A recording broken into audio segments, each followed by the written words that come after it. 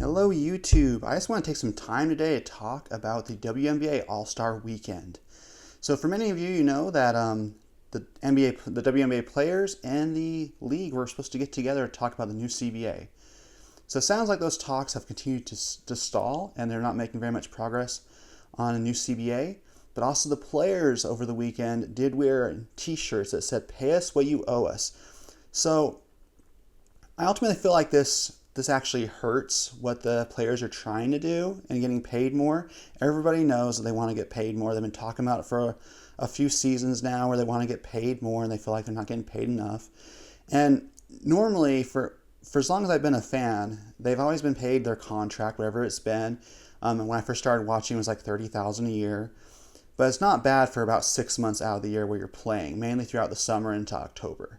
And nowadays, if you're a max player, you get around $220,000 and around $68,000 for your rookie contract.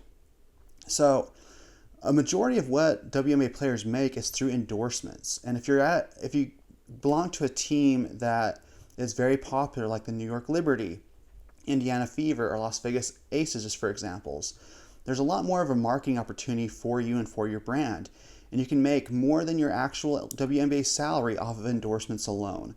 So that's kind of always been the deciding factor is, do you go to the WNBA, play out your rookie contract around $68,000, and then get that max contract around $220,000, along with all the endorsements, and then eventually go overseas and make probably around $1 million a season in an established league in Europe or China or wherever it is you're going, Europe or Asia.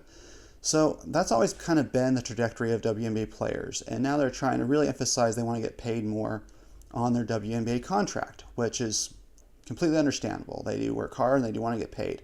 But the problem is the market is not there yet. Mainly the reason why they opted out of their current CBA is because there is a new media rights deal coming in and they want to get paid more and feel like they're getting an equal share of the media rights deal. So that's ultimately why they're doing this, why they're wearing t-shirts. A lot of WNBA players have talked about possibly going on strike.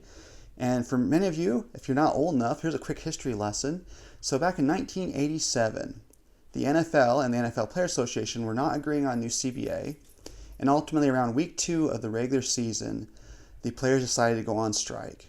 And the owners didn't want to cancel the season or postpone the season, so they just went on ahead and got replacement players. And ultimately, like around week 6 or so, the players did come back and end their strike, and then they ended up finishing the season. And there's actually a movie called The Replacements with Keanu Reeves and Gene Hackman that you can watch that kind of goes over that a little bit.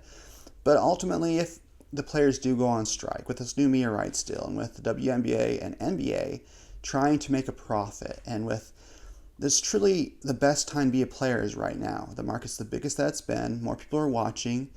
Players like Angel Reese, Caitlin Clark, Asia Wilson are really bringing in the fans. And that momentum I feel like the WNBA is going to want to keep. And if they do keep that momentum, do I think they'll bring in replacement players? I'm not sure. I do feel like when the NCAA season does end for women's basketball, there is just a little bit of time before the women's WNBA season starts. So there could be a possibility where they bring in replacement players. I'm not sure. But that is indeed an option. So ultimately, I just wanted to create this video to kind of discuss that, about what the players are doing, what the players are doing, and what the WNBA is doing, and how those talks went. So we'll have to continue to see how this progresses and see if they don't get some momentum and if something doesn't get signed before the next season starts. So we'll have to see what happens. All right, catch you on the next one.